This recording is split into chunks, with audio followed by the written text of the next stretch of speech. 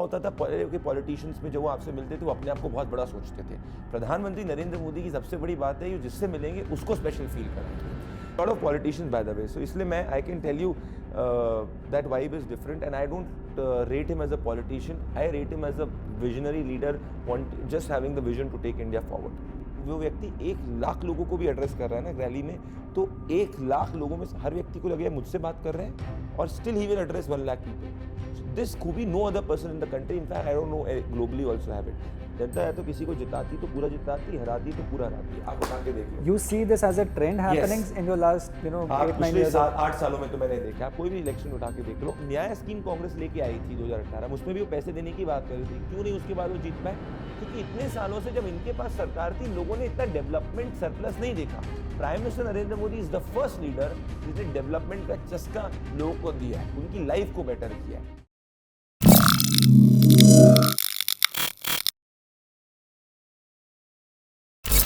Hi, Namaskar. It was a saffron Sunday, if I am to say. Chhattisgarh, Rajasthan, Madhya प्रदेश, भाजपा की लहर हर जगह. In fact मुझे याद है छत्तीसगढ़ ना, मैं लगभग इस साल की शुरुआत में एक बार छत्तीसगढ़ गया था. नॉर्मल वही काम जो हम रेगुलर करते हैं, सर्वेज वगैरह करने के लिए, जानने के लिए, माहौल देखने के लिए कि इलेक्शंस किस तरफ जा रहे हैं. नेचुरल है कि उस टाइम पर I remember I spoke to many people.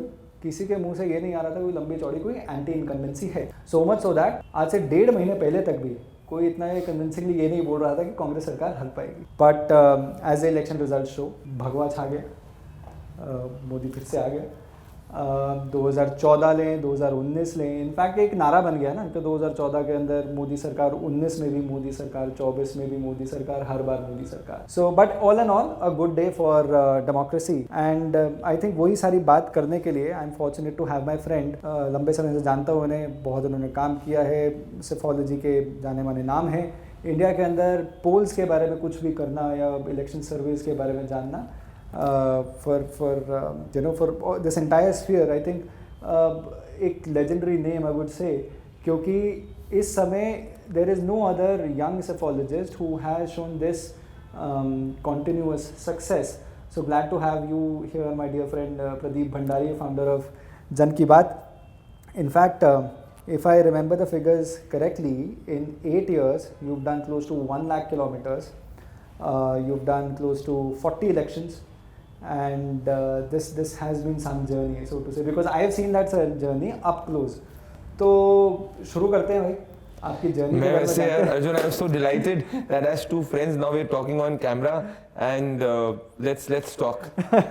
So यार let's begin with what is your reaction, क्योंकि you've seen दोनों पर्सपेक्टिव से जानना चाहता हूँ. And I think I want to uncover those aspects of election surveys and campaigning जो बाकी लोग इतना क्लोजली देख नहीं पाते, क्योंकि ग्राउंड पे जाने वाले इस वक्त माहौल ऐसा बना हुआ है. कोई योगेंद्र यादव को कोई देख ले, वो आर्म चेयर से पॉलिसी सभी बने बैठे रहते हैं.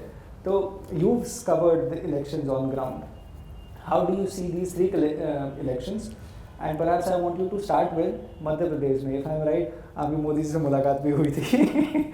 सो how did that meeting happen and tell us something about it. So what I can say is यार अर्जुन, मैंने अपनी लाइफ में इतना पॉजिटिव, इतना फ्यूचरिस्टिक, इतने विजनरी लीडर से मैं कभी नहीं मिला.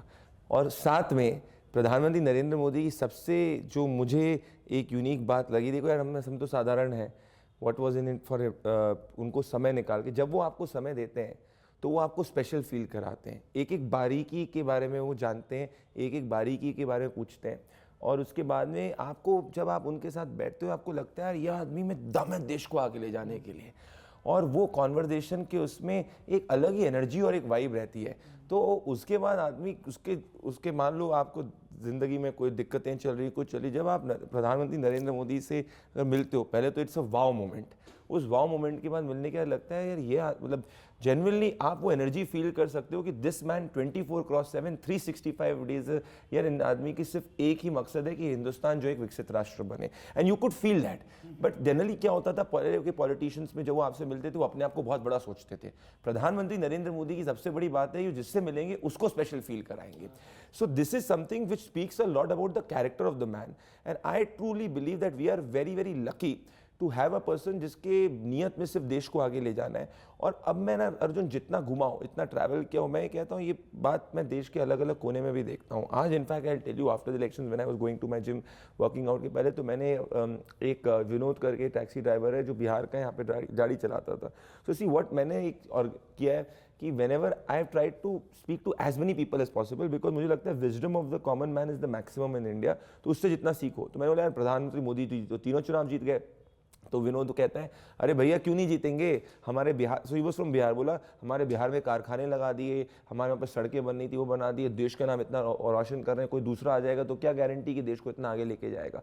सो पीपल का एक अलग कनेक्ट बन चुका है। और ये जो आपने ये नाम लिया था, एक कौन है इसका फ्रॉड का, योगेंद्र यादव का, ये जैसे जैसे फ्रॉड्स को इस चीज़ समझ में इसलिए नहीं आती क्योंकि ये लोग ना जनता से सीखना नहीं चाहते। ये लोग क्या करते हैं कि हमेशा एक अपनी ओपिनियन रखते हैं, उसी ओपिनियन के हिसाब से सोचते हैं कि देश सोचे। एक्चुअल क्या है कि देश जैसे सोच रहा है वैसे आपको अपनी थिंकिंग को मनूवर करना चाहिए या उस चीज को एक्नॉलेज करना चाहिए। So what I can say is that we are very lucky as a country to have the man, and I just pray to God that India sees prime minister Narendra Modi for gives him good health, and the vision which he has, all of us should support the vision of making India a developed nation, because politics and all aside, the man is supremely visionary, and I think globally he is the best. Absolutely, I think I met a lot of politicians by the way, so isliye I can tell you that vibe is different, and I don't rate him as a politician, I rate him as a visionary leader, just having the vision to take India forward. Vision, super. In fact यही बात कुछ है, बनावट नहीं है boss, कुछ बनावट। यही बात ना, many other people who met the prime minister on a personal level, they feel this energy, they feel this aura कि हाँ व्यक्ति ने जोर लगा के, व्यक्ति कुछ कर रहा है और व्यक्ति का फोकस क्लियर है, एजेंडा क्लियर है, देश के लिए काम करना है, देश के लिए जीना मरना है। एंड व्हेन ही सेज ना कि यार मतलब हम तो फकीर आदमी इजी झूला लेके चल लेंगे, when things like these happen on camera, people imagine opposition बोलता है कि शायद ऐसे ही बोल रहे हैं, he means it from all his heart. No I completely agree. In fact when you उसके बाद में ना एक चीज होती है कि यार आप whatever you can do from your end, you should contribute to the man's vision. भले वो मतलब कोई भी अपना डे टू डे वर्क हो गया या एंड टू एंड वर्क हो गया।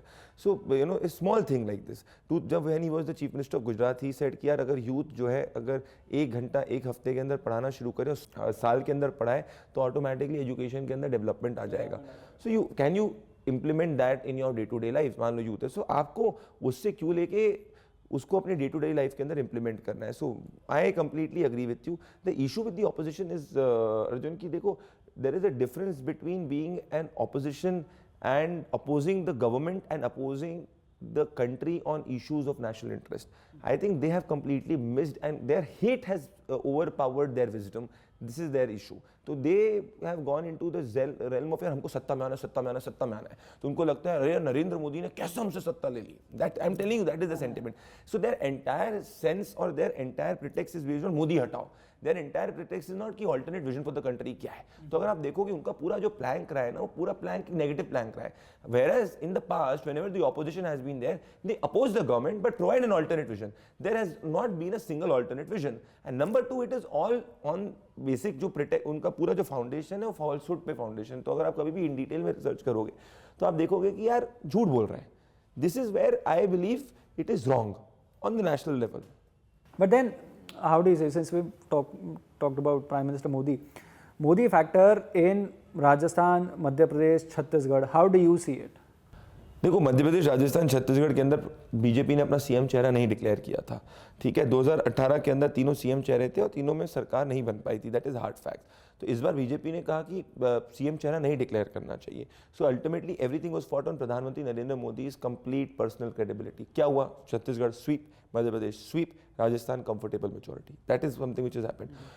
एससीज के अंदर बीजेपी का वोट शेयर बढ़ा है, एसटीज के अंदर बीजेपी का वोट शेयर बढ़ा है। जिन बूथ्स पे बीजेपी नहीं जीती थी उन बूथ्स बीजेपी जीती है। महिलाओं का majority vote Bharatiya Janata party को मिला है। युवाओं का जो है 45% से ज़्यादा वोट बीजेपी को मिला है। और उसके बाद में अगर मैं और इसको सेग्रीगेट करना चाहूँ, पहले कहा जाता था कि एक मुस्लिम वीटो है इस देश के अंदर, जहाँ 25% माइनॉरिटी पॉपुलेशन है, वहाँ पे भारतीय जनता पार्टी ने 70% से ज़्यादा सीट जीती है। So why do I give this entire credit to प्रधानमंत्री नरेंद्र मोदी? क्योंकि देखो स्ट्रक्चर कोई भी चीज़ होती है ना, उसको पावर करने के लिए एक लीडर चाहिए रहता है. It is as simple as that. You need a captain in the team to empower the team. अभी इंडियन टीम अच्छा खेली उसके बाद में, but it could not perform on the day where it matters. Narendra Modi is the catalyst to take it forward. So if you ask me giving the 100% credit, I will give majority credit to the Prime Minister. But if you look at the entire thing, कि prime minister की एक बहुत खासियत है कि उनका जो connect है लोगों के साथ में, वन टू मैनी का कनेक्ट है और साथ में 1 to 1 का भी है. मतलब कि अगर वो आदमी वो व्यक्ति 1 लाख लोगों को भी एड्रेस कर रहा है ना रैली में, तो 1 लाख लोगों में से हर व्यक्ति को लगेगा मुझसे बात कर रहे हैं, और still he will address 1 lakh people. So this Khubi no other person in the country, in fact I don't know, globally also have it. This ensures that the vote जो पड़ता है वो बैरियर्स क्रॉस कर देता है, सब कुछ cross कर देता है. और एक और पॉइंट अर्जुन, कि 14 में लोग जितने प्रधानमंत्री नरेंद्र मोदी को नेशनली जो है उनकी गवर्नेंस को नहीं देखा था, गुजरात में देखा था, तब जाके मेजोरिटी लेके आए. 19 के अंदर और ज़्यादा लोग जा रहे हैं, उससे ज़्यादा सीट लेके आए, तब तो और ज़्यादा लोग जा रहे हैं. तो सरप्राइज मत हो जाइएगा कि 19 से भी ज़्यादा सीटें आ सकती हैं. 24. बट क्लिनिकली देखें, so similar to the point what you made, कि एक्चुअली डिलीवरेबल्स ग्राउंड पे दिखते हैं, इस वजह से एक सेंस ऑफ कॉन्फिडेंस आता है वोटर के दिमाग में, और इसलिए वोटर बार बार जाकर बीजेपी को वोट देता है. और वो बीजेपी को नहीं, वो मोदी के डिलीवरी, मोदी को वोट देता है. BJP becomes the means to it. ठीक. सो समथिंग सिमिलर क्लिनिकली अगर हम छत्तीसगढ़ में देखते हैं, तो छत्तीसगढ़ के अंदर एक केस स्टडी आज दिन में ही बात हो रही थी कि छत्तीसगढ़ के अंदर जो पीएम आवास योजना हो गई या जितने भी नेशनल लेवल की स्कीम्स हैं, उनका जो इम्पैक्ट है छत्तीसगढ़ के अंदर फेयरली विजिबल है, and you know everybody can see it. अब उस वजह से ये जीत या ये टर्न अराउंड हो पाया है, क्योंकि आज से कुछ टाइम पहले तक ये एंटी इनकम्बेंसी का तो कोई आइडिया था नहीं. सो what do you think worked in Chhattisgarh? देखो मल्टीपल फैक्टर्स हैं. First of all very important factor is कि अगर आप ट्राइबल डिस्ट्रिक्ट्स के अंदर देखोगे, इस जितनी भी छत्तीसगढ़ के अंदर आप डिटेल एनालिसिस करके एसटी सीट्स देखोगे, ये कभी भी छत्तीसगढ़ के इतिहास में नहीं हुआ है. जब पहले बीजेपी जीतती भी थी, जब वो 2013 में भी जीती थी, उसके पहले भी जीती थी, कि एसटी सीट्स मेजॉरिटी बीजेपी जीते. इस बार बस्तर, कांकेर, इन सब साउथ छत्तीसगढ़, मतलब जो फेज 1 में आई थी, वहाँ भी 50% ज़्यादा एसटी सीट्स बीजेपी जीती. नॉर्थ छत्तीसगढ़ के अंदर तो पूरा स्वीप कर गई. Why has that happened? 2 कारणों की वजह से. जो प्राइम मिनिस्टर नरेंद्र मोदी की जो स्कीम्स हैं, वो स्कीम्स एंड तक पहुंची है. कांग्रेस ने सोचा था ट्राइबल वोट तो मेरा घर का वोट है, मैं कुछ करूं ना करूं doesn't matter. See the difference. Last time BJP did not get the tribal vote. It continue to work. So अगर भाजपा हारती है, प्रधानमंत्री नरेंद्र मोदी के मान लो कोई चुनाव के अंदर कम सीट होती है, ज़्यादा होती है, it does not stop the social outreach at that area. तो आप 24 घंटे जनता से आउटरीच करते जा रहे हो, करते, तो आपके जो रीच है, आपका मैसेज ज़्यादा लोगों तक पहुंच रहा है. So number 1 is that schemes of prime minister Narendra Modi, भले वो आवास हो गया या भले जनजातीय लोगों के लिए जो अलग अलग उज्ज्वला योजना, उज्ज्वला हो गई और अलग अलग क्रॉस हो गई. पर साथ में आरएसएस ने पिछले कुछ समय के अंदर जो जनजातीय समाज है उसके अंदर बहुत ज़्यादा काम किया है. सो वो जो काम है ना, वो बहुत नीचे ट्राइबल डिस्ट्रिक्ट के अंदर, गांव के अंदर जो है पिछले कुछ सालों से किया जा रहा है. उसका अब रिजल्ट आपको देखने को मिल रहा है. क्योंकि देखो क्या होता है, उन एरियाज़ के अंदर सर्वे करना बहुत मुश्किल होता है. अगर आप बस्तर, इन सब इलाकों के अंदर देखोगे, लैंड का एरिया बहुत बड़ा है और पॉपुलेशन कंपैरेटिवली कम है और बहुत अंदर अंदर तक आती है. तो वहाँ पर जाके काम करना, आई थिंक ये जो समय से संघ का जो काम है, that is also been a big reason for it. तो कल्याण आश्रम जैसे काम करता है नॉर्थ छत्तीसगढ़ के अंदर ही, मेरे ख्याल से केंद्र है करेक्ट कल्याण आश्रम का. ठीक है. सो 2 फैक्टर्स यू एसेंशियली सेड कि भाई संघ का जो काम है उसने कॉम्प्लीमेंट किया मोदी जी के. Absolutely yes. और इस वजह से लार्जर वो चेंज आया. But now this draws me to the point कि सिर्फ आप एक सेफोलॉजिस्ट नहीं है, there are so many other psephologist. सबके अलग अलग वो मेथड्स और प्रोसेसेस रहते हैं. Have you been able to, और व्हाट इज योर प्रोसेस कि आप ये गेज कर पाए? देखो यार, एक तो हमको समझना पड़ेगा, अर्जुन, और ये मैं बहुत समय से नहीं बोलता था, but now I want to speak it for the first time. What exactly is psephology?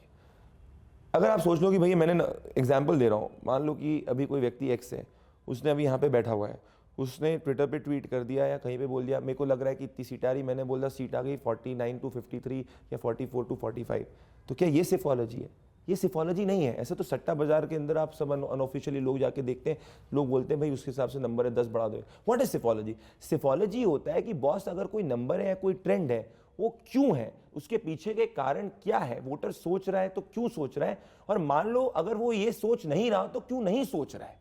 That exactly psephology. वरना तो बैठ के 100 करोड़ लोग हैं देश के अंदर, हर व्यक्ति जाके उसकी एक ओपिनियन है, वो जाके अपना नंबर दे दे, my number is X, my number is Y, my number is Z. That is not psephology boss. The psephology is की number is just a logical outcome. You are saying कि voter ये सोच रहा है, ये क्यों सोच रहा है, किन कारणों से सोच रहा है, और मान लो कुछ और सोचता है तो उसके पीछे का कारण क्या है. So it is the ability to gauge a lot of primary data and have a conclusion based on that. तो ये हमको समझना पड़ेगा, अदरवाइज बॉस हम लोग एक सट्टा गेम नहीं खेल रहे. बहुत सारे लोग और एजेंसीज ने इस कंट्री के अंदर एक मजाक बना के रख दिया है. अगर मैं मान लो दिल्ली के अंदर एक कमरे में बैठ के 10 लोगों को छत्तीसगढ़ में अपने इन्फॉर्मर्स को कॉल करके बोलूं, एक बोल रहे भैया 45 to 55 वाली एग्जांपल दे रहा हूं, दूसरा बोल रहे भैया 40 से 50 आ रही है, भैया 30-35 से 40 आ रही है, उसके अच्छा चलो सब बोल रहे हैं एवरेज निकाल दो, मैं अपना नंबर डाल दूं, कल को सही हो जाए तो क्या आप सेफोलॉजिस्ट हो जाओगे. बस that doesn't work like that. हमारे देश के अंदर जो मीडिया लोग हैं उन लोगों ने इसको इतना ज़्यादा वीक कर दिया इस प्रोसेस को. ये एक बहुत बड़ा इशू है. तो हम कई बार जो होते हैं इससे सिफोलॉजी को मिक्स कर देते हैं. अब मेरे हिसाब से जो अब आते हैं हम कि exact what is your process. My process is simple that boss I go to ground. मेरे जो लोग हैं, मैं जैसे मान लो कि 90 कॉन्स्टिट्यूंसीज हैं छत्तीसगढ़ में, या मान लो मध्य प्रदेश में 230. एक कोई स्टेट का, चलो जैसे राजस्थान ले लेते हैं, ठीक है. अब राजस्थान में मेजॉरिटी लोग बोले थे कांग्रेस की सरकार बन रही है. हमने बोला भाई भाजपा की सरकार कंफर्टेबली बन जाएगी, 100 से 122 के बीच में, 115 सीट आई. अब क्या एग्जैक्टली है, तो मैं तो सबसे पहले क्या होगा कि मैं हर डिस्ट्रिक्ट, हर जिले के अंदर, हर कॉन्स्टिट्यूंसी के अंदर अपने लोगों को भेजूंगा, उनको एक सैम्पल फॉर्म दूंगा. वो सैम्पल फॉर्म पे जैसे मान लो कि अगर आप जा रहे हो बीकानेर के अंदर, वहाँ पे कास्ट कॉम्पोजिशन क्या है उसके हिसाब से वो प्राइमरी डेटा कलेक्ट करेंगे. उसके बाद में वो क्वालिटेटिव इन्फॉर्मेशन भी कलेक्ट करेंगे, ठीक है. तो उसके जब वो प्राइमरी डेटा क्वालिटेटिव इन्फॉर्मेशन को कलेक्ट करेंगे, फिर उस डेटा के हिसाब से एक प्रोसेस पे अराइव किया जाएगा. अब जरूरी नहीं कि वो बंदा जो सही करे वो सही है कि नहीं है. तो उसके बाद में हम सेकंड टीम नंबर 2 को भेजेंगे. नहीं, so first for this first team पहले डिस्ट्रिक्ट लेवल पे भेजा जा रहा है या कॉन्स्टिट्यूंसी लेवल पे? पहले कौन देखो, एक टीम का तो काम है कि कॉन्स्टिट्यूंसी लेवल का वो सर्वे करेगी, ठीक है. उसके बाद हम लोग डिवाइड कर देते हैं रेड, ग्रीन और येलो में सीटों को, कि रेड सीट कौन सी है, मतलब जो मान लो कोई भी एक पार्टी हार रही है पक्का, ग्रीन है जो दूसरी पार्टी मतलब जीत रही है वो पार्टी, किसी भी एक पार्टी के रिस्पेक्ट में हम रेड, ग्रीन, येलो बांट देते हैं. और फिर जो है येलो सीट है जहाँ फाइट होती है. तो हमको समझ में आता है कि ओवरऑल ट्रेंड क्या हो रहा है. So ये आप एक ही टीम से इंश्योर कर लेते हो और do you do multiple level? Exactly, I am coming to it. तो पहले एक ये टीम कर गई. अब जरूरी नहीं कि सबका बायस होता है, मेरा बायस है, आपका बायस है, हर व्यक्ति का इस देश में दुनिया में बायस है. उसको आपको काउंटर चेक कराने के लिए कंप्लीटली एक दूसरी टीम को हम बेचते हैं जिसका उससे कोई रिलेशन नहीं. So you shuffle your teams usually or do you bring new people? Yes, we do. उसके बाद में then I know what is the constancy. Now number then उसके बाद में क्या होता है, then I thirdly randomly send a team जो एक रैंडम सैम्पलिंग करती है पूरे स्टेट के अंदर. तो मैं चेक करता हूँ कि यार ऐसा तो ये टीम तो माइक्रो फैक्टर्स को देख रही है, मैक्रो स्टेट के अंदर क्या चल रहा है. जैसे पंजाब में क्या हुआ था कि मैंने जब माइक्रो टीम को भेजा था तो उसने बोला था अरे सर कांटे की टक्कर है ये है. बट जब मैंने एक दूसरी टीम को भेजा उसने बोला सर लैंडस्लाइड है. एग्जाम्पल आपको दे रहा हूँ. उसके बाद फिर मैं जब ट्रैवल किया, मैंने 2 दिन में देखा बॉस ये तो लैंडस्लाइड है. मैंने 500 किलोमीटर एक दिन में ट्रैवल कर दिया एक पार्ट से दूसरे पार्ट में. सो देन यू इंश्योर कि एक दूसरी टीम है वो देखे कि ब्रॉड सेंटिमेंट इससे मैच कर रहा है कि नहीं कर रहा है. उसके बाद में जाके हम लोग जब ये कंक्लूजन पहुंचते तो हम लोगों ने एक इंडिजिनस मॉडल डिजाइन किया जिसको कहते हैं हम जन की बात probability map of outcome model. तो मान लो कि फॉर एग्जांपल एक कॉन्स्टिट्यूंसी में हम पहुंचे. अब एक कॉन्स्टिट्यूंसी में लग रहा है कि मान लो कि कोई कैंडिडेट एक्स लड़ रहा है, तो क्या वहां पे सबसे इंपॉर्टेंट फैक्टर है, लोगों को फैक्टर है यार वो कैंडिडेट ने बहुत अच्छा काम किया है, कोई फर्क नहीं पड़ता कि कौन सी पार्टी, हम तो उस कैंडिडेट को जिताएंगे. तो मान लो हमारा वो डोमिनेटिंग फैक्टर उस चुनाव में जिताने के लिए वो कैंडिडेट हो गया. आप समझ रहे हो. मान लो या तो हम पूरे स्टेट में घूमते हैं, लोग कहते हैं कि महिलाओं में जैसे हम लोग घूमे, बोला भाई मोदी जी की स्कीम मिली, हम तो कोई बदलाव नहीं चाहिए, तो हमको फिर कैंडिडेट महिलाओं के लिए इंपॉर्टेंट नहीं हो गया, तो हमारा 55% जो वोट है वो महिलाओं का उस तरफ जा रहा है. तो जब आप ओवरऑल एनालिसिस करोगे तो उसमें आप उसको फैक्टर इन करोगे. सो टू थिंग्स. सो एक तो एक कॉन्स्टिट्यूएंसी लेवल पे एनालिसिस चल रहा है और एक ब्रॉड एनालिसिस चल रहा है कि कौन सी मेजर वेव्स आ रही हैं, कौन से मेजर डायरेक्शन. जैसे 2 तरीके के इलेक्शन होते हैं. एक होते हैं जो कांटे के इलेक्शंस होते हैं जिसमें बहुत वेरिएबल फैक्टर्स होते हैं. एक होता है वेव इलेक्शन होता है. तो पहले हम कोशिश करते हैं देखने की यार कोई लैंडस्लाइड या वेव इलेक्शन तो नहीं है. जनरली अब ट्रेंड क्या होने लग गया अर्जुन की जनता ना हंग वर्डिक्स बहुत कम देती है. ये भी मैंने एक्सपीरियंस से सीखा है. जनता या तो किसी को जिताती तो पूरा जिताती, हराती तो पूरा हराती. आप उठा के देख लो. You see this as a trend happening in your last 8-9 years. 8 सालों में तो मैंने देखा. आप कोई भी इलेक्शन उठा के देख लो जहाँ जीतता. जैसे आज हम लोग का मिजोरम सही हुआ तो हमने इसकी एमपी जेडपीएम की दी थी यार 25 तक आ सकती है, तो 27 सीट आई, तो कंप्लीट आई. तो जनता अगर जिताती ना तो ज्यादा बहुत जिताती, हराती तो काफी हराती. So is this an important transition that we see in Indian politics Yes. also? क्योंकि 2014 से पहले लगभग 30 वर्ष का हमारे एक ऐसे इंडियन पॉलिटिकल हिस्ट्री का काल रहा है जिसके अंदर हम बार बार सिर्फ कोलिशन पॉलिटिक्स देख रहे हैं और कोलिशन पॉलिटिक्स पे ही देश चल रहा था और उसके अंदर कांग्रेस पार्टी वाज ट्रम्पिंग एक बीजेपी का एकदम एनडीए का एक टर्म रहा है. बट 2014 किस तरह से एक मेजर गेम चेंजर रहा था because it was a sweeping statement at least for Indian political history के इससे पहले कोई इमेजिन नहीं कर पा रहा था कि इंडियन डेमोक्रेसी कब कोलिशन पॉलिटिक्स से निकल पाएगी. And then came the Modi wave जिसके अंदर all of a sudden caste barrier, religion barrier, सारे बैरियर्स को तोड़कर came forward the prime minister. And जिनका agenda back in the 2014 we are talking about good governance ही एक एजेंडा था, और एक लार्जर एजेंडा था कि किस तरह से basic in fact manifesto of 2014 becomes a remarkable study if anybody has to understand कि कैसे 2014 की विक्ट्री हुई थी एंड क्या डिलीवरेबल्स रहे हैं. क्योंकि 2014 के अंदर जो बातें कमिट की थी, जिन बातों पर सरकार आई थी, वो सारी की सारी बातें consistently prime minister Modi and Modi's government has been ensuring कि ये भी हुआ, ये भी हुआ, ये भी हुआ. फॉर इंस्टेंस हेल्थ के बारे में मैं अभी कुछ पढ़ रहा था, कुछ लिख रहा था. आई रियलाइज कर अराउंड 85-90% आई वुड से कि जो भी बातें उन्होंने प्रपोज की थी, जो एजेंडा के अंदर था, जो मैनिफेस्टो के अंदर था, वो सारी की सारी बातों पर काम हुआ है और अचीव किया गया है. सो आई थिंक वो एक चेंज आया है. एंड यू वुड अग्री कि 2014 के बाद ही ये चेंज आने स्टार्ट हुए वोटर के अंदर भी, कि वोटर चाह रहा है कि इलेक्टोरल जो विक्ट्री हो वो क्लियर हो, कि ऐसे कोई खिचड़ी ना बने, एक हंग असेंबली ना रहे. What do you think? ज़्यादातर ट्रेंड यही है विच इज़ कम्प्लीटली देयर कि हंग वोटर नहीं चाहता कि यार पुश पुल की बहुत पॉलिटिक्स हो. सो मतलब वोटर डज नॉट वांट कि किसी के पास एक वीटो हो, रादर देन दैट मान लो कि कोलिशन अलायंस है, वो अगर पहले भी पहले मान लो कि चुनाव के पहले वो कोलिशन है तो वो सब ठीक है. पर वो ऐसा नहीं देगा कि जिसमें कोई 10 लोग जो है बार्गेन कर लें कि भाई हम सत्ता में, जैसे पहले होता था ना कि 5-10 लोगों की पार्टी डिसाइड करेगी. कि प्रमोद महाजन की फेमस स्पीच हुआ करती थी कि वो एक एमएलए या एमपी के मुझे पार्लियामेंट में दी थी. तो वो नहीं अब दौर है. अब ज्यादातर जो प्रॉपर वर्डिक्ट ही आएगी. तो आप प्रीपोल अलायंस कर लो, ठीक है, that's a separate issue all together. But hung verdicts का चांस कम है. Which is there. कई स्टेट्स अलग यूनिक एस्पेक्ट्स होते हैं, वो आपको अलग देखना पड़ेगा. बट ओवरऑल, और जितना बड़ा चुनाव होता है उतना ज्यादा आप देखोगे या तो जीतते हैं हारते हैं. अब अगेन हर चुनाव की एक अलग बेस स्टडी होती है. तो जब तक आप ग्राउंड पे ट्रैवल नहीं करते ना, तब तक नहीं समझ में आता. तो मेरा क्या ऑब्जेक्टिव होता है कि मैंने सीखा है कि मैंने अभी तक अपने 42 इलेक्शंस जितने, मतलब 43 इलेक्शंस में से जो 39 सही किए मैंने, 43 में से 42 इलेक्शंस में मैं कंप्लीटली ग्राउंड पे गया हूँ. which is out of 43 elections 42 elections you've completed done on ground. हाँ, मतलब कौन से ऐसे 4 इलेक्शंस हैं जो अपने क्लियर नहीं हुए? देखिए, एक तो था बंगाल चुनाव 2021. उसके अंदर मेरे लिए सबसे बड़ा शॉकर था, क्योंकि तब मैंने बंगाल चुनाव 2019 में हम लोग ही इकलौते लोग थे जिनने कहा था बंगाल में भाजपा 18-19 सीट जीतेगी लोकसभा के उसमें. तब हम लोग को लोग बेवकूफ कहते थे, बट वो उसी टीम को मैंने डाला था 2021 बंगाल में. उसमें मैं शॉक्ड इस बात पे था कि मैं कम से कम 12 दिन नंदीग्राम में रहा था. नंदीग्राम में कोई नहीं कह रहा था. मैंने अपने स्टेक्स इतने कर दिए थे कि मैंने लीड वोट मार्जिन तक बता दी थी कि जिससे जितनी मार्जिन से ममता बनर्जी हारेगी वो उतनी मार्जिन से हारी, पर वो 2/3 बहुमत से पूरा का पूरा स्टेट जीत गई. वहां मैंने समझा इम्पैक्ट क्या है. मुस्लिम वीटो 33-40% जब हो जाता है तो क्या क्रिएट कर सकता है. तो सीट्स कन्वर्ट नहीं हो पाई थी, पहली चीज थी. तब से मैंने डेमोग्राफी स्टडी चेंज पे भी बहुत इंपॉर्टेंट स्टडी करना शुरू किया है. तो दैट वाज नंबर 1. उसके बाद में जो दूसरा वाला था, ये जो कर्नाटका का चुनाव 2023 का चुनाव हुआ था.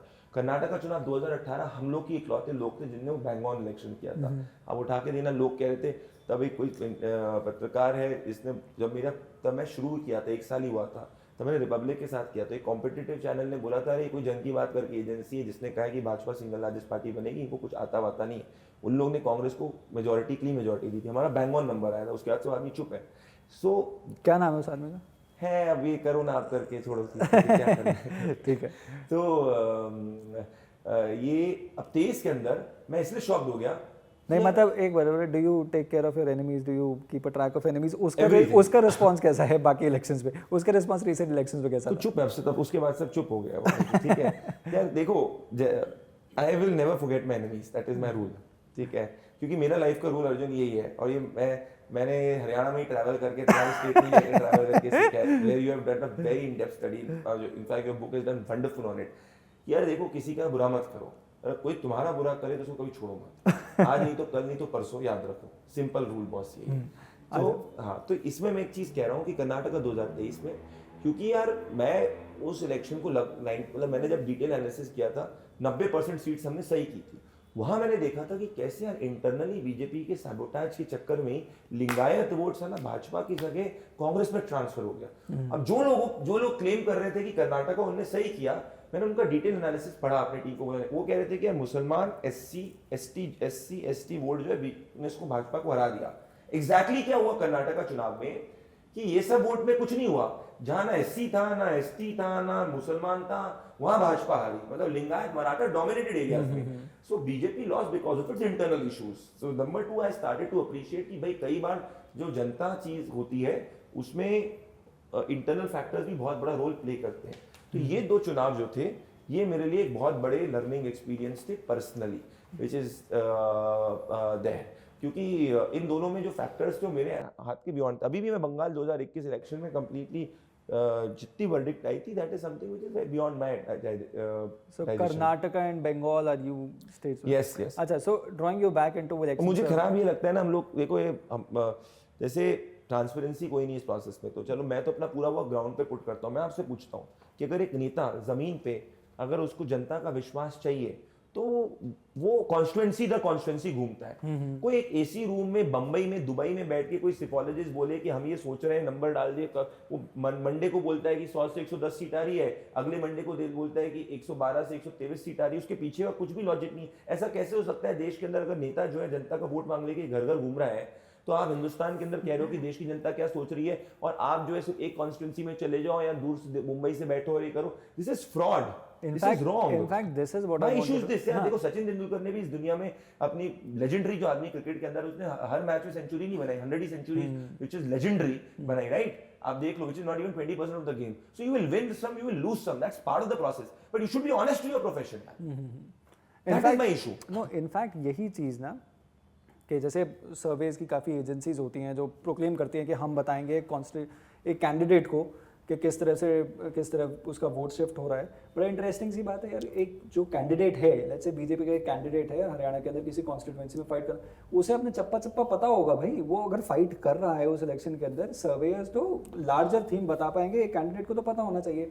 But let me pull you out, tell me this कि राजस्थान की जैसे हम की स्टडी कर रहे थे, so what you did was कि एक तो प्राइमरी डेटा सर्वे पढ़ा आपने, जिसके अंदर आपने 3 लेवल पर किया, उसके बाद एक आप खुद गए, you travelled across the state, you went to different constituencies. तो अब in a short span of time जो काम अलग अलग 3-4 टीम्स कर रही हैं after a long and due process, वो काम आप very quickly you can not pull it. So what do you try to get a sense कि वेव किस तरफ जा रही है, या हर एक कॉन्स्टिट्यूएंसी की हवा समझने की कोशिश कर रहे हो? Is it a fine tuned instinct that you have perhaps developed over the years? देखो ये मैकेनिकल प्रोसेस नहीं है, ठीक है। ये एक, मैं कहता हूँ कि ये एक साइंस भी और आर्ट भी है। जो सो आई वांट टू जज बिटवीन वो डेटा और इंस्टिंक्ट्स के बीच में करना है। डिपेंड करता है अर्जुन। मैं आपको बताऊं, जैसे फॉर एग्जांपल कई इलेक्शंस के अंदर मेरी टीम ने कुछ और कहा था, पर जब मैंने ट्रैवल किया मुझे लगा कि जैसे कंप्लीटली गलत चीज़ है देयर, क्योंकि और ये मैंने यार पिछले 8 सालों में इतना घूम के बिल्ड किया है, कोई कुछ सीखा उसमें है नहीं, it's something which you learn. अब जैसे मैं राजस्थान के अंदर, there was no training course for you, नहीं, यू लर्नड इट। मैं खुश हूँ इस चीज़ पे। मेरे हिसाब से कोई भी चीज़ जितना आप जो भी अच्छी चीज़ें होती है ना, उसका कभी भी एग्जैक्ट सेम प्रोसेस होगा तो आप हर दूसरे आदमी को रेप्लिकेट ही करोगे। तो आप करते चलो, then you understand by doing things. It's, मान लो मैंने किया, गलती सीखी, फिर आगे किया, और फिर मैंने अपना इंडिजिनस मॉडल बिल्ड किया। ये मैं आपसे कह रहा हूँ। तो आपने बोला इंस्टिंक्ट की, बहुत इंपॉर्टेंट आपने बात की। जैसे हर चुनाव का अलग है, जैसे मान लो राजस्थान चुनाव है, राइट? अब मेरी टीम पूरी कर रही है, उसने मुझे एक दिया नंबर, एक्चुअली वो नंबर बिल्कुल बैंग ऑन था, पर साथ में जब मैं ट्रैवल किया मैं समझ गया कि चुनाव की नब्ज क्या है। अगर कांग्रेस पार्टी जो है वो जीत रही, अगर क्या गुज्जर वोट कांग्रेस पार्टी के साथ है कि नहीं है, एग्जांपल दे रहा हूं मैं, क्यों? क्योंकि मैं बाकी सब चीज को भी कांस्टेंट रख दूं, वो वोट में 90% पिछली बार कांग्रेस को वोट सीट दी थी। इस बार मैं सबसे पहले जब गया तो मेरे को पता था कि इस इलेक्शन में अगर ये इलाकों में देख लेता हूँ, इस इलाके से मुझे इंडिकेटर समझ में आ जाएगा कि चुनाव के नेक एंड नेक है कि यार इसमें कंफर्ट बीजेपी सरकार बना रही है। जब मैं क्लियर हूं कि बीजेपी सरकार बना रही है, नंबरिंग तो मेरी टीम जो माइक्रो सीट एनालिसिस करेगी उससे समझ में आ जाएगा। तो मैंने देखा गुज्जर तो एक एंटी कांग्रेस वोट करे, तब मैं उस दिन पे क्लियर हो गया था कि बॉस ये वोट प्रो कांग्रेस नहीं हो सकता, गहलोत कितनी भी कोशिश कर ले वो पॉसिबल नहीं। फिर मैंने क्या, उसको चेक कराने के लिए क्या, मैंने देखा यार गहलोत का सेंटिमेंट मैंने अक्रॉस राजस्थान चेक करवाया, उसमें उसकी रेटिंग अप थी, पर मैंने क्या देखा कि क्या उसके चक्कर में लोग वोट कर रहे हैं। मैंने बोला नहीं, यहाँ पे लोग कास्ट को भी देख रहे हैं, यहाँ पे प्रधानमंत्री नरेंद्र मोदी का इतना सॉलिड पुल फैक्टर है, युवाओं के अंदर इतनी सॉलिड एंटी इनकम्बेंसी है क्योंकि पेपर लीक जैसा मुद्दा हो गया है। तो मैंने बोला यार ये सब जो इतनी मीडिया में चल रहा है इसका कोई इम्पैक्ट पर से नहीं पड़ रहा है। सो मैं सब क्लियर था कि यार ये सरकार कांग्रेस नहीं बना रही। फिर जब मेरी टीम नंबर दे के आई तो उसने भी मुझे नंबर दिया करीबन सर 110 से 115 के बीच का, and then we went with the range. और उसमें बोला कि सर 20-25 कॉन्स्टिट्यूंसी है जिसकी मार्जिन 5000 वोट से कम की है। तो मैंने बोला 5000 वोट से कम की मार्जिन में आप कोई भी नहीं कह सकता कि वो 100% सही होगी गलत होगी, क्योंकि आप हर बूथ का डेटा अगर आपके बहुत रिसोर्सेज नहीं कोई नहीं निकाल सकता, दैट्स हाउ इट्स फैक्ट। तो फिर मैं कुछ कॉन्स्टिट्यूंसीज में ट्रैवल किया तो मैंने देखा इनकी डेटा सैम्पलिंग पूरी सही है, उस बेसिस पे मैंने कंक्लूड किया। इन जनरल हियर ओनली कि एक कॉन्स्टिट्यूएंसी के लिए how many voters do you think? या डिपेंड करता है। जैसे मैं आपको उदाहरण दूं कि जब मैंने एक कॉन्स्टिट्यूंसी करी थी जहाँ पे रघुवर दास और सरयू राय के बीच में फाइट थी झारखंड में, उस कॉन्स्टिट्यूंसी में मैंने हर दूसरे बूथ को सैंपल करा था। क्यों? क्योंकि उस सिटिंग चीफ मिनिस्टर के अगेंस्ट एक इंडिपेंडेंट कैंडिडेट था और मैंने बोला था कि सरयू राय जो एक्स आरएसएस वो जीत रहे हैं, ठीक है। That is a lot of, that's a big number. हाँ, क्योंकि अगर आप हर एक बूथ को या हर ऑल्टरनेट तो मैंने क्या किया था, एक अलग से टीम उसी कॉन्स्टिट्यूंसी पे लगा दी थी। वो अपने मजे के लिए मैंने किया था कि यार चलो सीएम की कॉन्स्टिट्यूंसी देखते, सब लोग बोले जीतेंगे जीतेंगे, और मैं कम से 5 दिन उसमें रहा था। तो मैंने हर तरफ की माइक्रो डेटा सैम्पलिंग करी थी। और मेरे को एक चीज देखो, वोटर ना हमेशा एक चीज याद रखना अर्जुन, कोई एक भाव जरूर सोचता है। आप जब तक उस इलेक्शन का एक लाइन मैसेज नहीं दिलवा सकते विदाउट अ कॉमा और अ फुल स्टॉप, चीज नहीं हो सकती क्या। तो उसमें मैंने देखा है what was the verdict on कि लोग सोच रहे थे सरयू राय ना, सॉरी रघुवर दास उस वक्त जो है वो घमंड के साथ में इतना हाई एंडेडनेस है और सरयू राय उधी के व्यक्ति है तो वो जीतेगा। तो हमेशा वोटर के ना माइंड को पढ़ना चाहिए। तो मैं कहता हूं कि तभी मैं साइकोमेट्रिक एनालिसिस भी हम लोग लगाते हैं कि व्हाट इज वोटर थिंकिंग, सोच क्या रहा है, क्यों सोच रहा है। जैसे अभी मैं आपको बताऊं मैं क्यों इतना कॉन्फिडेंट हूं 24 के अंदर prime minister Narendra Modi comfortable majority से जीतेंगे, क्योंकि मुझे अभी जितने भी क्रॉस से मैंने सैम्पलिंग से वोटर की थिंकिंग पकड़ी, लोगों ने बोला एक चीज, यार मोदी जी देश को आगे लेके जा रहे हैं और हमें उनके सामने कोई दूसरा नहीं दिखता, सीधी सी चीज है। तो अब आप वो अरिथमेटिक, गणित, सीट, वो सब तो जनवरी के बाद से ही देखेंगे। इट्स अ वेव, मुझे अभी दिख रही पूरी 24 की वेव है, सिंपल है। तो देखो जब आप ग्राउंड पे ट्रैवल करते हो ना तो बहुत चीजें सिंपल पे करके आ जाती है।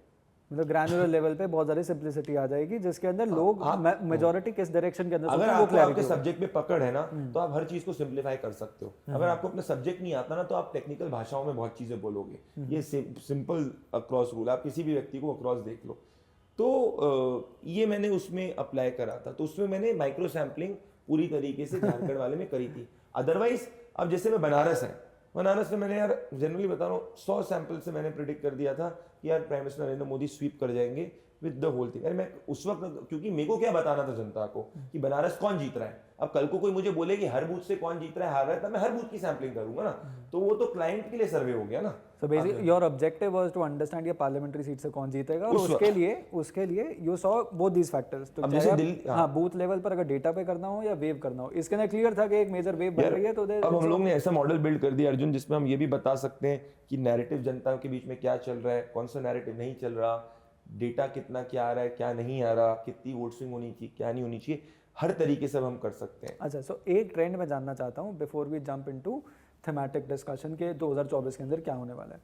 तो हर बार चुनाव के अंदर, और मैं चाहूँगा छत्तीसगढ़, राजस्थान, मध्य प्रदेश का भी बात करके देखें, चुनाव के अंदर होता है कि सुबह सुबह एक तो लोग वोटिंग पैटर्न गया 12-1 बजे के पास थोड़ा माहौल सा बनने लग जाता है हल्के के अंदर, ये कॉन्स्टिट्यूएंसी या क्षेत्र के अंदर, कि किस तरफ से वोटर वो कर रहा है, मूव कर रहा है, या लार्जली कौन जीतने वाला है, उस डायरेक्शन के अंदर पता चलता है। लोग आपस में बात करते हैं, जो बड़ा डिस्टेंस है ना फॉर से दिल्ली बेस्ड जर्नलिस्ट और मीडिया पर्सन्स के टॉल स्टेटमेंट्स करते हो, पर एक्चुअली ग्राउंड पे लोग एक दूसरे नेबर से बात करते हुए वोट कर रहे होते हैं।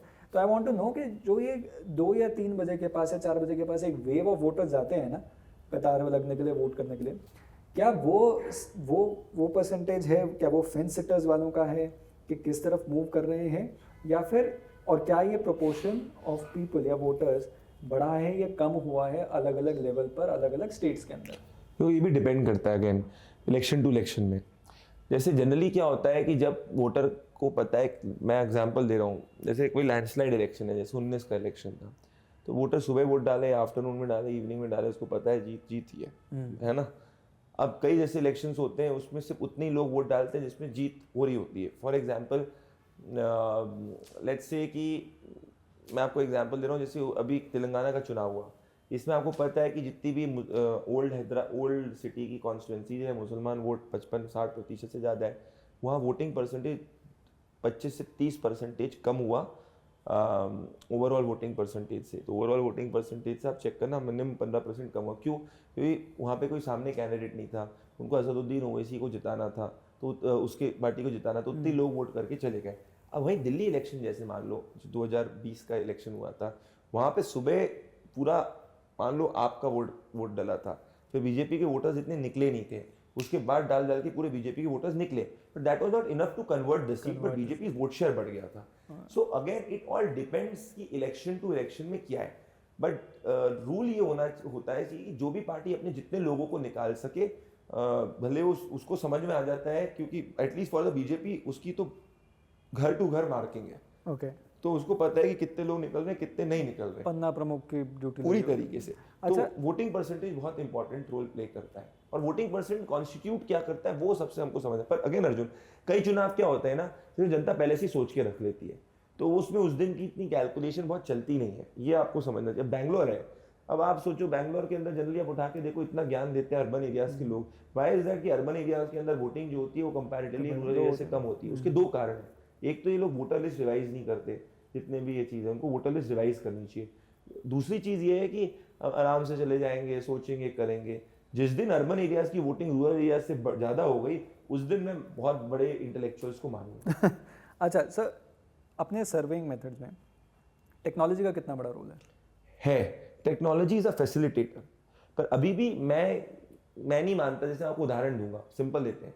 मान लो मैंने कॉल करा, एक रैंडम कॉल से तुमको कॉल आया, आपको कॉल आया, हाँ अर्जुन मैं एक सर्वे कंपनी से बोल रहा हूँ, हमको आपसे क्वेश्चन पूछना है, आप किसको वोट डालेंगे, बीजेपी को, कांग्रेस को डालेंगे? क्या आप कभी भी अपने दिल की बात किसी अनजान व्यक्ति को बताओगे? पूछ रहा हूँ मैं, नहीं बताओगे ना।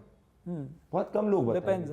डिपेंड्स, जनरल लोग क्यों बताएंगे? जनरली अब अपने काम धंधे के अंदर बंदा लगा हुआ है, वेरी पर्सनल थिंग। हाँ, समझो वोट इलेक्शन ही कैसा समझ, जो वोटर को लगता है वो पावरफुल है, उसकी पावर है, तो हाँ। आप उसमें ये even the vote is such a secret thing ना, तो आप ये सोचो फोन पे क्यों बताने लगे। देश में एक परिवार से मिला जो 50 साल से 30 साल से वो व्यक्ति कह रहा था कांग्रेस, पति कांग्रेस को वोट डाल रहा था। मैंने बोला किसको दिया? पति बोला कांग्रेस। बीवी ने बोला देखो भाई, मेरा पति 30 साल से कांग्रेस कर रहा है, पर मैंने तो नहीं डाला, मुझे तो मोदी जी से सब मिल रहा है, तुम्हारे घर में तो। Can you imagine? Can you just imagine that? So मैं ये कह रहा हूँ कि ये लाए वाए कभी वोटर नहीं करता, ऐसा फर्जी बातें हैं। आप अगर वोटर का, आपको पहले ट्रस्ट जीतना होता है। So my to answer your question कि किस तरीके से होता है, मेरा मानना ये है कि हम ग्राउंड पे जाते हैं, और जब तक आपको वोटर का ट्रस्ट जीतना जरूरी होता है। ओके, सो बेसिकली जो एक क्वेश्चन था ना, वो इस सेंस में था कि बहुत लोग सोशल मीडिया को ट्रैक करने के लिए ये सोचते हैं, क्योंकि राहुल गांधी के जब कैंपेन्स होते थे, हमने भारत जोड़ो यात्रा के अंदर देखा, सब लोग माहौल से बनने लग गए, जैसे बहुत कमेंट्स आ रहे हैं, बड़े लाइक्स आ रहे हैं, बहुत एक ट्रेंड, हवा बदल रही है। बट वो हवा क्या थी, वो डट निकली। What is your opinion on picking from that, कि टेक्नोलॉजी का क्या रोल है, और लोग कितने बॉट्स प्ले कर रहे होते हैं इसके अंदर, और क्या does it really translate on ground? Depends. देखो टेक्नोलॉजी फैसिलिटेटर होगी, अभी भी हमारा वोटर ऐसा नहीं है। अगर मान लो, देखो कितनी सारी चीजें हैं, आप मान लो टेक्नोलॉजी एआई के जरिए अपने प्रोसेस को फास्टर कर सकते हो, बेटर कर सकते हो, पर मेरा अभी भी मानना है कि कोई भी आपसी बातचीत का कोई भी रेप्लिका नहीं है। ये सिंपल लॉजिक है। तो आप सोचोगे कि एआई के जरिए आप जो है सब कुछ कर दोगे। हिंदुस्तान के वोटर में बहुत वेरिएबल्स हैं, बहुत सारे अलग अलग चीजें जिसको देखना होता है, तो एआई हमारे प्रोसेस को बेटर करता है। तो हम लोग टेक्नोलॉजी का जो इस्तेमाल करते हैं, वो ये करने के लिए श्योर करते हैं कि हमारा प्रोसेस जो है वो फैसिलिटेट हो। अभी भी हमने tech facilitates our process, it can not replace the human to human interactions, it is very clear, man to man interaction. नहीं, but in your analysis do you do a social media analysis and survey for your? Now I have learn from this. हम लोग देख लेते हैं social media पे मुद्दे क्या है, ठीक है। जब हम जमीन पे पूछते हैं कि क्या वो मुद्दे चल रहे हैं, अगर वोटर के लिए वो चल रहा होता है तो फिर वो मुद्दा बन जाता है। जैसे आपने भारत जोड़ो की बात करी, भारत जोड़ो एक अच्छी पीआर एक्सरसाइज थी, अच्छी आउटरीच एक्सरसाइज मान लो के, पर उसका कुछ फॉलोअप तो हुआ नहीं ना। Absolutely. उसके बाद में जाके कितनी भी आप माहौल बना लो, माहौल आज कोई नहीं बना सकता है। मीडिया, आप सोचो कोई टीवी चैनल या कोई सोशल मीडिया कोई नहीं क्रिएट कर सकता, वो चलाएगा। पर एक चीज समझो यार, वोटर के पास सब कुछ सब वक्त पहुंच रहा है। मैं वोटर को बोलूं, एग्जाम्पल, कोई व्यक्ति आके बोले यूट्यूब का या मीडिया का, मोदी खराब, मोदी खराब, मोदी खराब, जब उसके घर के सामने की सड़क जो 40 साल से किसी ने नहीं बनाई, वो मोदी ने बना दी, तो आपकी बात को सुन लेगा। पर उसके बाद जाके वो वोट तो इसीलिए करेगा ना, बोलेगा भाई ये बेवकूफ है, मेरे सामने तो बना दी। तो मैं कह रहा हूँ आज के सोशल मीडिया के दौर में अर्जुन, वोटर के व्हाट्सएप पे हर तरफ से हर चीज पहुंच रही है, वही ना, तो वो अपना एक वाइज जजमेंट लेता है। माहौल तो मोदी है। हाँ, माहौल तो मोदी है, मोदी दिल में बस चुके हैं। अच्छा, so this draws us to a larger agenda, जो एक बार सोच रहे थे आज दिन के वक्त की कॉन्वर्सेशन हुई थी कि मोदी की गारंटी है.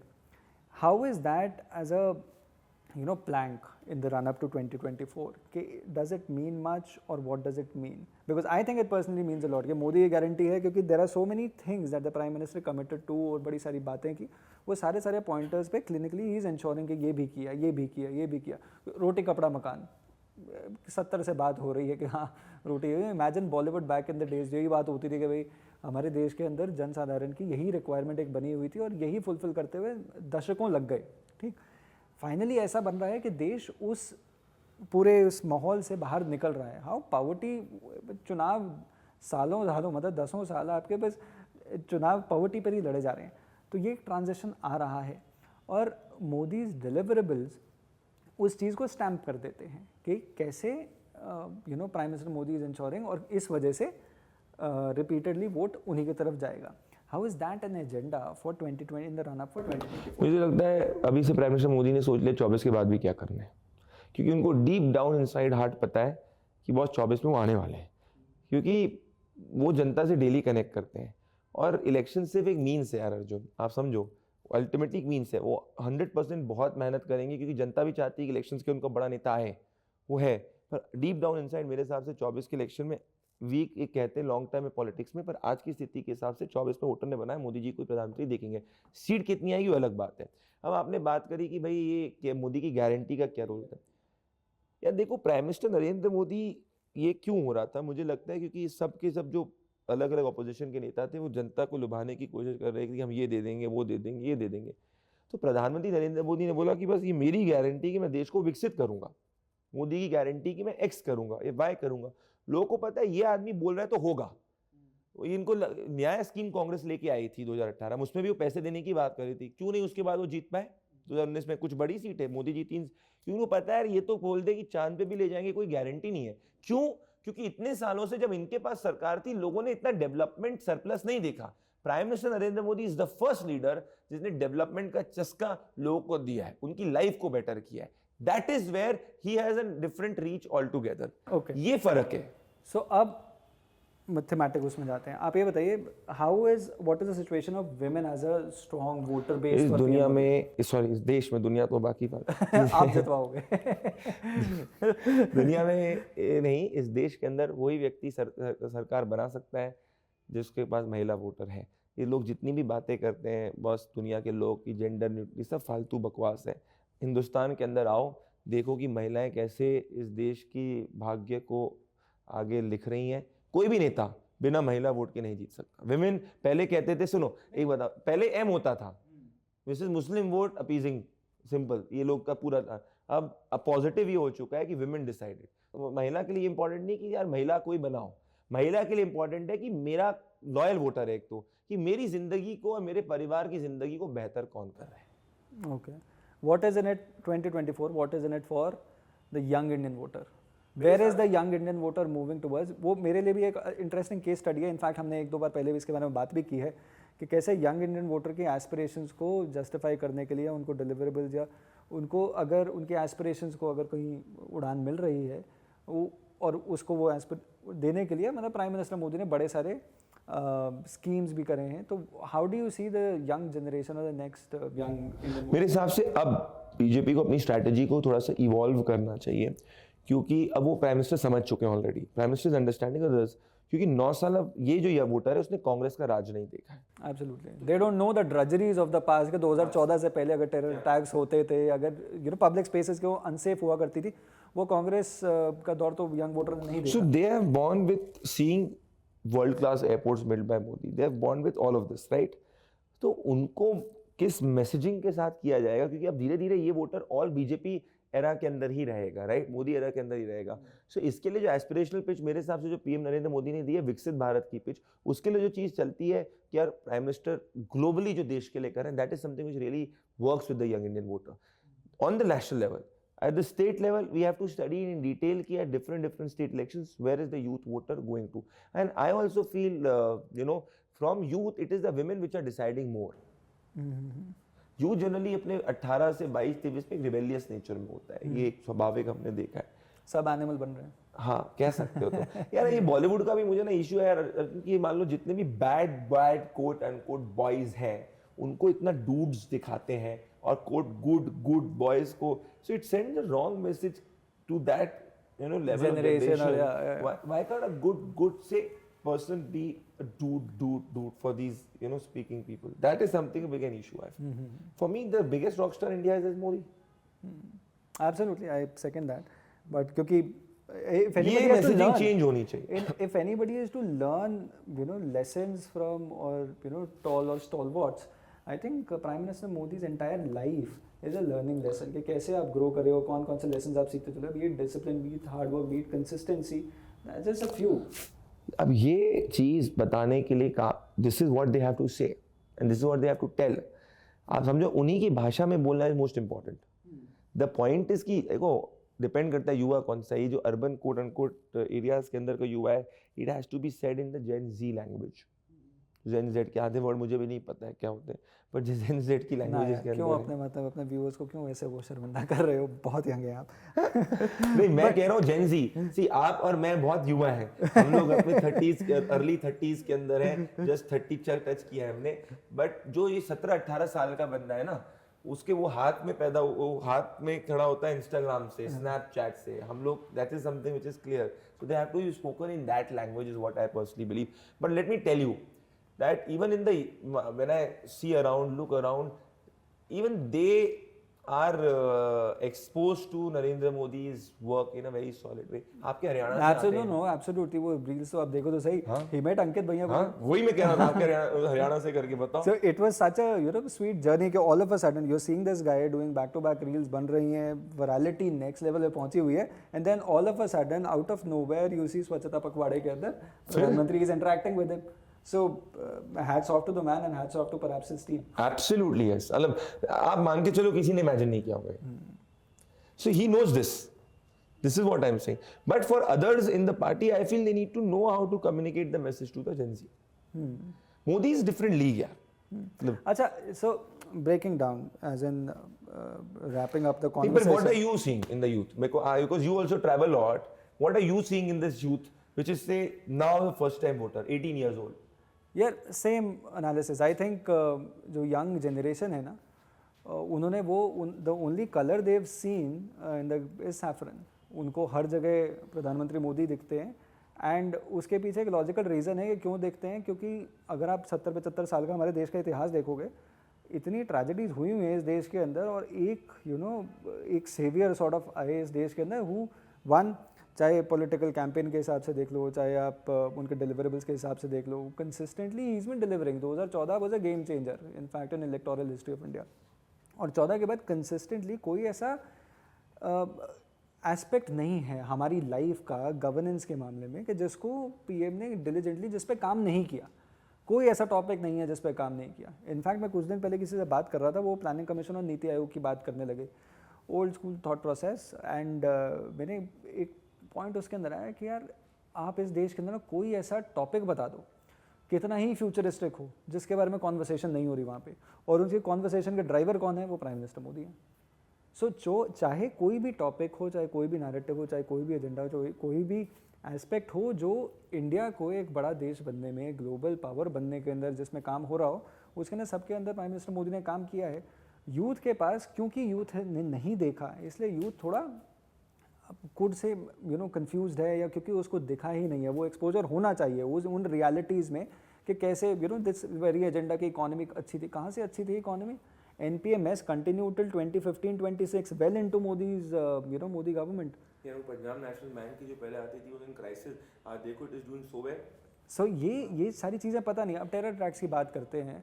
अब country is such a safe country right now. Imagine this कि 6, 7, 8, 9, 10 आप 11, 12, 13 तक भी ऐसे माहौल था इस देश के अंदर कि रिपब्लिक डे हो जाए, इंडिपेंडेंस डे हो जाए, दीपावली का टाइम हो, पेरेंट्स अपने बच्चों को ये बोला करते थे कि आप पब्लिक स्पेस में मत जाओ, ऐसे क्राउडेड स्पेस में मत जाओ कि कुछ भी हो सकता है. नहीं, इमेजिन यार अपना देश रोंगटे खड़े होते हैं ये सोचते हुए कि ऐसा सिनेरियो से हम निकल कर आ रहे हैं कि हम अपने ही देश में इतने सेफ. मुझे तो याद है मध्य प्रदेश हम लोग जब बड़े होते थे इनिशियल स्कूल डेज में, हम लोग तो आधा टाइम तब Congress was in government Digvijay ji का, तब मोमबत्ती के अंदर पढ़ते थे क्योंकि लाइट ही नहीं जाती. तो हमारे लिए बॉस लाइट ये सब भी बहुत बड़ी चीजें देयर ना। cuts आने ये तो बड़ी नॉर्मल सी चीज है। Very So nice. our country has transitioned very swiftly since 2014, but ये देखना जरूरी है कि this message should pass on to the next generation, क्योंकि उनकी imagination में, उनके world view के अंदर 18-year-old generation is very which is obviously is this political or they कहते हैं they not interested in news, politics and all. Do you agree with that?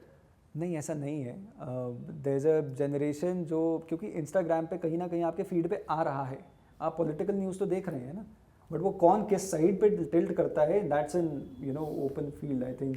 और वो होना चाहिए, क्योंकि ऐसा आप ये टेल मी दिस, हम इंस्टाग्राम पे हमने ये बात कर दी कि भाई लोग पॉलिटिकल होते हैं, बट इंस्टाग्राम पे आप सनातनी हैंडल्स देखो कितने ज़्यादा सक्सेसफुल हैं। सुपर। आप ये in fact the success of these two singers ना,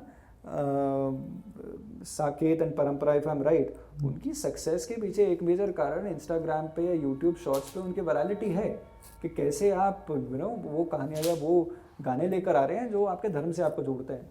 इनफैक्ट इसकी बात नहीं हुई, Hindutva as an agenda huge. यार मेरे हिसाब से तो क्या है एजेंडा कि मैं आपको बताऊं, जैसे अर्जुन मैंने 100 साल पूरे हो रहे हैं। यस 2025 आते आते 100 साल पूरे हो जाएंगे। 100% इट विल बी ह्यूज। तो देश ना हिंदू हेट को एक्सेप्ट करने के दौर से हिंदू हेट को रिजेक्ट करने के दौर में और सबकॉन्शियसली अपने सनातन प्राइड के दौर में है। ये मैं कहना चाहता हूँ। In fact early in the morning I was having a chat and somebody told me breakfast पे कि बड़ा कहते हैं वो किस्सा बता रहे थे जो अभी इजराइल और हमास का झगड़ा चल रहा है, उसके अंदर बता रहे थे कि किसी ने एक डिबेट में ये सुना कि somebody said कि what about Hindus और what is the status of Hindus in Pakistan, Afghanistan, Bangladesh, and दूसरी तरफ जवाब नहीं था। True. कि where are the Muslims standing in India and where are Hindus standing in all these 3-4 different countries, और आपके पास जवाब नहीं है। which other country is there for Hindus then? 100% yes. तो एक मैं बड़ा खुश हूँ उस बात पर। ये थिंक बहुत सालों के एफर्ट। तो मुझे एक चीज बता, कौन सा ऐसा प्रधान, मतलब आई गिव अगेन संघ का work on the ground for years, क्योंकि देखो यार हम लोग जो सब गोल्डन स्पून वाले एरा में, क्योंकि यहाँ पे हम लोग ने देखा है we are lucky to be born in era जहाँ पे एक prime minister believes in the Sanatan pride, is the Sanatani, but they work जब तब वर्क किए थे जब लोग एक्सेप्ट नहीं करते था थे। ही नहीं, कुछ नहीं ऑन ग्राउंड, कुछ दिखता नहीं था, वो बैकग्राउंड में सिर्फ बैठ के काम किया। Haryana becomes a very good case study in that matter. सब लोग कहते हैं कि भाई आरएसएस कहाँ था, आरएसएस भाई काम कर रहा था चुपचाप बैठ के। जब आपको ऐसे तो खड़ा नहीं होता ना, ऐसे तो भाई खालिस्तान मूवमेंट अभी कुछ दिन पहले 1991 इफ आई एम राइट के अंदर आरएसएस की सुबह शाखा लग रही थी एंड खालिस्तानी टेररिस्ट ने आकर मारा था। हरियाणा की बात कर रहा हूँ मैं।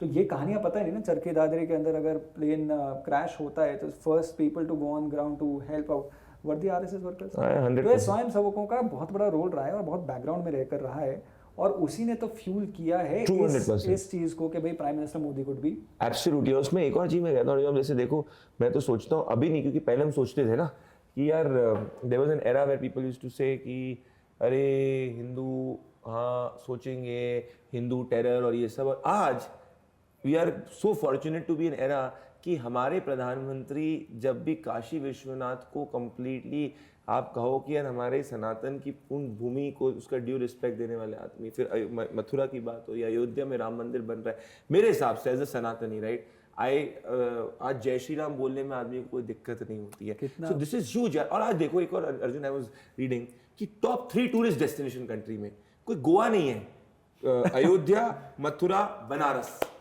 इससे बड़ा आपको क्या चाहिए? इनफैक्ट आई रिमेंबर मैंने अभी कुछ दिन पहले एक पीस लिखा था जिसके अंदर मैंने ये लिखा था कि दिल्ली में चाणक्य है ना, हाँ। तो मैंने कहा चाणक्य मॉल में अगर आप जाओ, कौन इमेजिन कर सकता था कि आप चाणक्य जा रहे हो और आप कॉफी से पहले किसी को ग्रीट करने के लिए आप राम राम बोल रहे हो। हाँ। यार कौन इमेजिन कर सकता था। बट एनीवे मूविंग ऑन, सब लार्जली हम ये देख रहे हैं कैसे वो गूज़बम्प्स फील होना चाहिए। सो तो 2024 सामने है, Hindutva is there, but people are going to, do you think people are going to vote, all age groups, all caste groups, all religion groups, overall सभी लोग इंडिया के लिए वोट करने वाले हैं? इंडिया मतलब भारत की ग्रोथ के लिए, प्रोग्रेस के लिए, डेवलपमेंटल एजेंडा पे वोट करने वाले हैं, and all these other factors, क्योंकि जब भी आप किसी कांग्रेसी से बात करते हैं या कांग्रेस माइंडसेट के किसी व्यक्ति से बात करते हैं या सपोर्टर से बात करते हैं, they are very quick to jump into religion, very quick to jump into caste. देखो ये जाति इसको वोट करेगी, ये जाति इसको वोट करेगी, एससी इसको वोट करेगा, वो एनालिसिस में आ जाते हैं। But I think so picking up from 14 and picking up from 19 as well, कि जब when it comes to prime minister Narendra Modi, वो सारे के सारे जो अलग ये जो थीम्स हैं या अलग अलग ग्रुप्स हैं ना, वोट बैंक्स हैं, वो सारे के सारे एकदम full on with a single pointed focus and agenda कि भाई पीएम को वोट करना है। Do you think that happens and do you think that is perhaps going to happen in 2024? I feel that happens because Narendra Modi has not done selective Vikas, he has done सर्वव्यापी विकास। अब कई लोगों को थोड़ा देर से दिखता है, पर जब व्यक्ति को दिखता है वो उसके साथ में जाता है। तभी आप देखो वोट शेयर बढ़ते गया। जो 14 का वोट शेयर था उससे ज़्यादा वोट शेयर 19 में, और मुझे मेरा जितना समझ कहता है कि यही स्थिति चलती रही तो 24 में 19 से ज़्यादा वोट शेयर आएगा। नोट कर लेना इस चीज़ को। तो मेरे हिसाब से 24 के अंदर भी लोग प्राइम मिनिस्टर नरेंद्र मोदी का चेहरा देख के वोट करेंगे, और नए प्राइम मिनिस्टर नरेंद्र मोदी अपने नए सेनापतियों को भी मौका देंगे।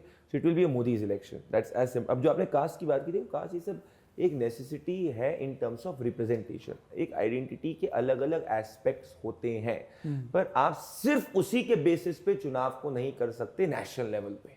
अभी तो नहीं चिपक रहा, क्योंकि जब आदमी काम कर लेता है ना, किसी की जिंदगी को बेहतर कर देता है, तो फिर ये सब चीजें नहीं चलती हैं। जब डेवलपमेंट डेफिसिट देश में था, तब जाके ये सब चीजों के नाम पे लोगों के इमोशंस को आगे करा जाता था। अब डेवलपमेंट सरप्लस के साथ में एडिक्वेट कास्ट रिप्रेजेंटेशन भी है। आज हमारे प्रेसिडेंट जो है वो आदिवासी समाज से आती हैं। आज इतने सारे लोग जो है अलग अलग कास्ट से हैं। So caste representation is a reality, it has to be and the party ensures कि उसका सबके रिप्रेजेंटेशन एडिक्वेट हो। But I don't think it is the only agenda. Your agenda has to be positive, your agenda has to be positive. अब जैसे तो वो global agenda है इस वक्त मेरे हिसाब से। अभी जो एजेंडा है कि प्राइम मिनिस्टर नरेंद्र मोदी का, मेरा सिंपल मैं सम करूं, 14 was an election of hope, 19 was an election of delivery, 24 is an election of making India develop nation and giving Narendra Modi the chance for the third time. तो future that is how I look at it. On that note, I think it's time to perhaps ask you the question, what is in it for Pradeep now? Is a book in order? Because it's time. See, you did 2019 का किताब, आप 2024 की भी किताब, I could, because you're on ground, you get on ground, इतना सब कुछ material वैसे ही मिल जाता है, उसको बस ट्रांसलेट करके या उसको अपने शब्दों के अंदर पिरो के लिखना होता है, there's a book ready. So what is in it? Is there a सी यार, आई ऑलवेज, मतलब ऐसा अभी के लिए तो मेरा फोकस यही है कि my work should impact life positively और मैक्सिमम पीपल। ये मेरा ऑब्जेक्टिव है। So book I have not thought about it now. I can because see I am not like book लिखना जब होता है जब you have a story to tell. तो 19 के बाद में मेरे पास स्टोरी टू टेल थी, अभी मेरे पास 24 के पहले स्टोरी टू टेल है, और बाकी let us see and watch. But मेरा ये है कि my objective has always been to reach 100 crore people of the country, become, you know, be their voice, and जो भी अभी डेवलप्ड विजन की तरफ जो देश जा रहा है, प्राइम मिनिस्टर नरेंद्र मोदी के जो विजन की तरफ देश जा रहा है, जो डेवलप्ड हो रहा है, मेरे हिसाब से बहुत फॉर्चुनेट टाइम है इंडिया के लिए, उसमें हम अपना कैसे योगदान दे सकते हैं। This is so when you do professionalism, ensure you're professionally very excellent, but at the same time, how can you contribute to that vision? So that is what I am right now focusing on. And ये जो youth है, it is yours and our responsibility to ensure that this youth also gets energized in this developed vision to take. Absolutely, passion for purpose should be the larger agenda for the younger generation. Passion, purpose, and people. Passion, purpose, people, positivity. Politics and policy, all of that as well. All of it, absolutely. ठीक है. On that note, what is your agenda? I want to ask you what next for? यार वही same note है, क्योंकि जब हम सनातनियों की बात करते हैं तब भी गूज़बम्स आते हैं, देश की बात करते हैं तब गूज़बम्स आते हैं। वो 14 से पहले देखो माहौल एकदम सेट हो गया था कि भाई देश के लिए काम करो। मेरा मानना है अब जब तक नियत आपकी ये है कि लोगों के लिए काम करो और जो विकसित भारत की तरफ चीज बढ़ रही है उसमें अपना कंट्रीब्यूशन दो, बाकी सब चीजें सिर्फ मीन्स हैं, बाकी सब कुछ रहेगा। On that note, I think we should. But how is life after marriage, Arjun? How is life after marriage? That is a conversation. That is a conversation.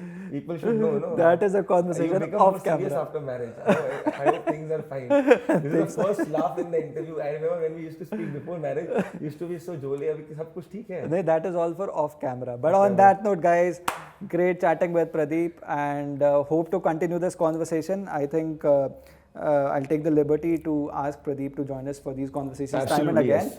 And we'll, be more topical, in our further conversations. We'll bring in Prime Minister Modi's interactions. We'll bring in previous elections. We'll bring in the agendas. We can also perhaps talk about manifestos in our next conversation. But all of that, and we'll talk about, he's also gotten married in this time. So we'll talk about our marriage off camera. Thank you very much. Thank you. Thanks, Arjun. Pleasure.